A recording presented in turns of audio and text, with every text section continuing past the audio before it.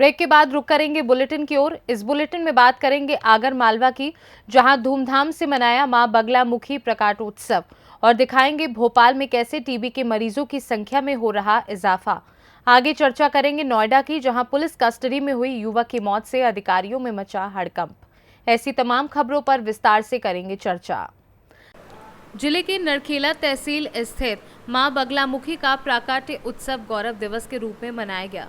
मां बगलामुखी का आकर्षक श्रृंगार कर मंदिर में पुष्पों व विद्युत साज सज्जा की गई।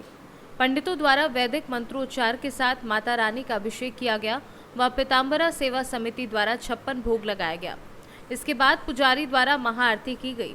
निःशुल्क पीताम्बरा सेवा समिति द्वारा भंडारा भी आयोजित किया गया।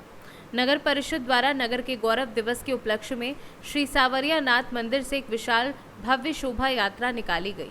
शोभा यात्रा में सांसद रोडमल नागर, विधायक भैरव सिंह बापू, पूर्व विधायक राणा विक्रम सिंह, कई राजनीतिक नेताओं व एसडीएम मिलिंद ढोके, तहसीलदार प्रीति भिनसे, प्रशासनिक एसडीओपी देव नारायण यादव, थाना प्रभारी शशि उपाध्याय व अधिकारी शोभा यात्रा में शामिल रहे। मां बगलामुखी के प्राकट्य दिवस की पूर्व संध्या पर एक शाम मां बगलामुखी के नाम भजन संध्या का आयोजन भी किया गया, जहां पर भजन गायक के भक्त आनंद लेते दिखे। आगर मालवा से सी न्यूज संवाददाता अर्श अहमद कुरैशी की रिपोर्ट। जीवन राम राजगढ़िया परिवार के समाजसेवी एवं सामाजिक कार्यकर्ता प्रशांत राजगढ़िया के सौजन्य से गुरुवार को साठी थाना क्षेत्र के 3 मंदिरों में एयर कूलर लगाया गया, जिसमें साठी थाना परिसर में स्थित पंचमुखी हनुमान मंदिर, साठी बाजार में मां जोगेश्वरी मंदिर एवं सेमरी के राम जानकी मंदिर में उनके कार्यकर्ताओं द्वारा एयर कूलर लगाकर विद्युत पूजा के बाद प्रसाद व ठंडा पानी का वितरण किया गया।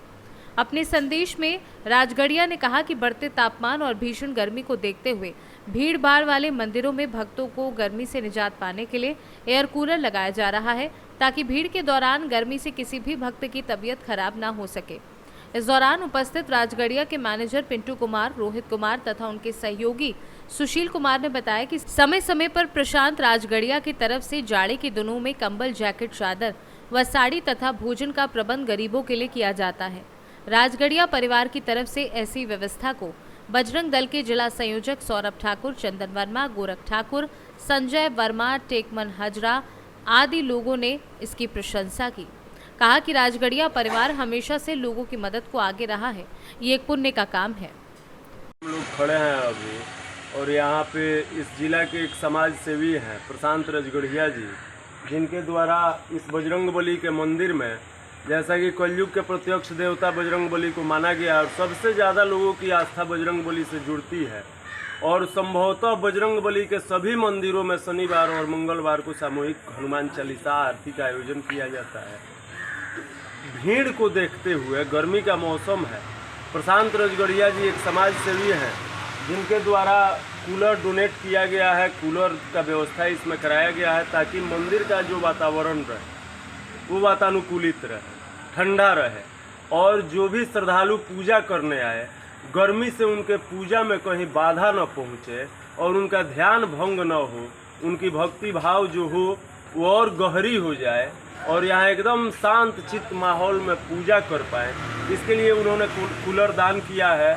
मैं उनको सहृदय साठी क्षेत्र के तमाम सनातन धर्मावलंबी तमाम हिंदू भाइयों के तरफ से उनका दिल से आभार व्यक्त करता हूँ और उनसे एक आग्रह भी करता हूँ कि हो सके तो उनको यदि ईश्वर उस लायक बनाए हैं, उनको उतना सक्षम बनाए हैं, तो और निचले स्तर पे जाके कई ऐसी मंदिर है जो निर्माणाधीन है या अपने निर्माण को तरस रही है, अपने सौंदर्यीकरण को मंदिर तरस रही है, वैसे मंदिरों में भी पहुँचें और हम लोगों से भी जहाँ सहयोग की ज़रूरत हो सहयोग लें। हम लोग उनके कदम में कदम मिला के, उनके कंधे में कंधा मिला के चलने का काम करेंगे।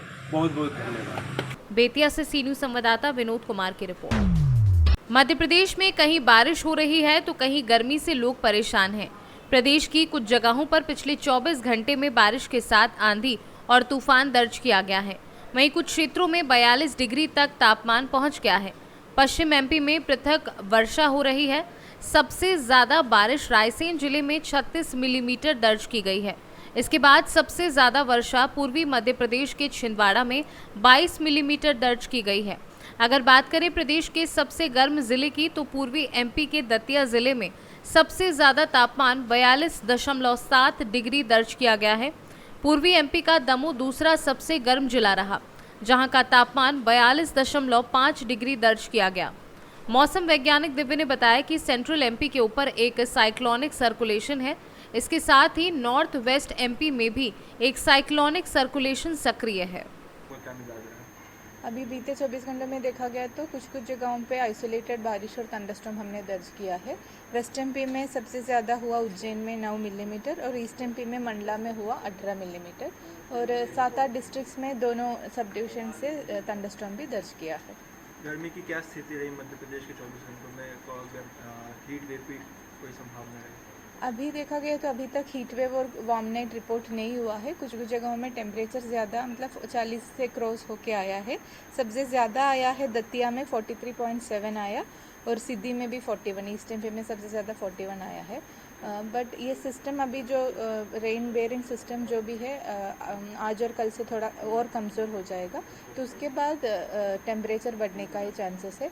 ऑलरेडी नॉर्दर्न एमपी के डिस्ट्रिक्ट्स में देखा गया तो टेम्परेचर अभी 40 क्रॉस करके ही है, तो ये स्थिति अभी अगले दिनों में और बढ़ेगा। भोपाल से सी न्यूज़ संवाददाता मनीष वर्मा की रिपोर्ट।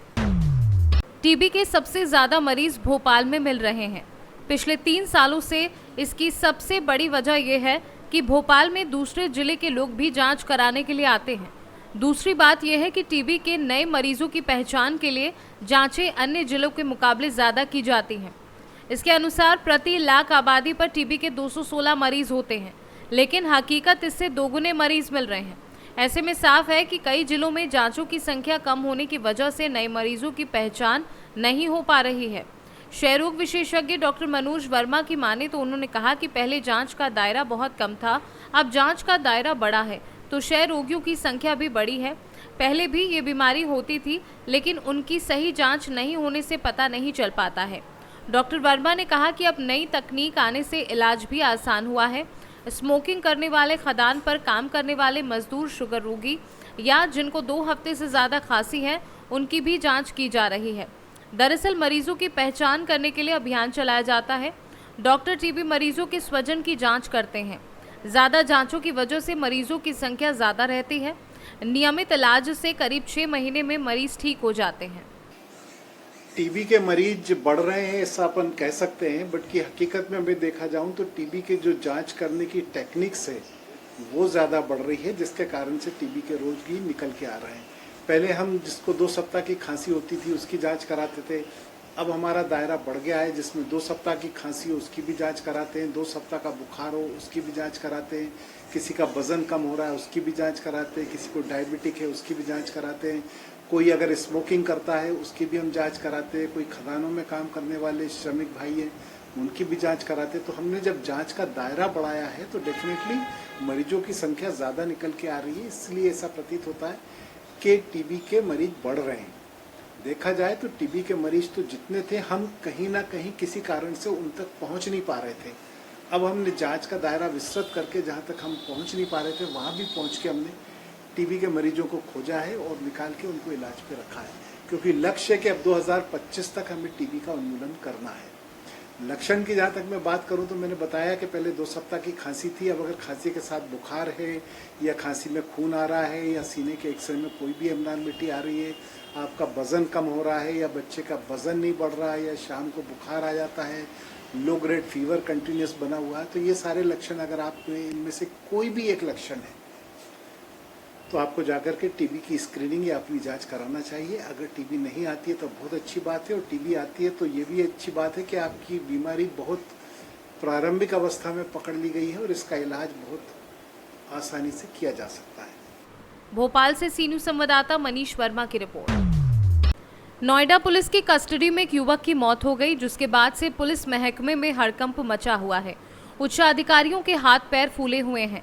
गौतम बुद्ध नगर जिले की कोतवाली बिसरा क्षेत्र की पुलिस चौकी चिपियाना बुजुर्ग में तैनात पूरे स्टाफ को निलंबित कर दिया गया है। साथ ही इस मामले की रिपोर्ट दर्ज कराई जा रही है। नोएडा कमिश्नरेट पुलिस की तरफ से बयान जारी करके बताया गया है कि पुलिस चौकी चिपियाना बुजुर्ग में तैनात सभी को तत्काल प्रभाव से निलंबित कर दिया गया है। मृतक के पोस्टमार्टम के लिए डॉक्टरों का पैनल तैयार कर मजिस्ट्रेट की देखरेख में वीडियोग्राफी के साथ पोस्टमार्टम कराया जा रहा है। मामले की जानकारी के लिए सेंट्रल नोएडा डीसीपी सुनीति को फोन किया, लेकिन उन्होंने फोन नहीं उठाया। एसीपी हेमंत उपाध्याय भी फोन नहीं उठा रहे हैं। एडिशनल डीसीपी हृदयेश बात करने को तैयार नहीं है, कह रहे हैं इस समय वह बहुत व्यस्त हैं। कोतवाली प्रभारी बिसरक भी इस मामले में कुछ बोलने को तैयार नहीं है। नोएडा से सी न्यूज संवाददाता योगेश कुमार शर्मा। फिलहाल के लिए बुलेटिन में बस इतना ही। देश दुनिया की बाकी खबरों को जानने के लिए आप देखते रहिए सी न्यूज भारत।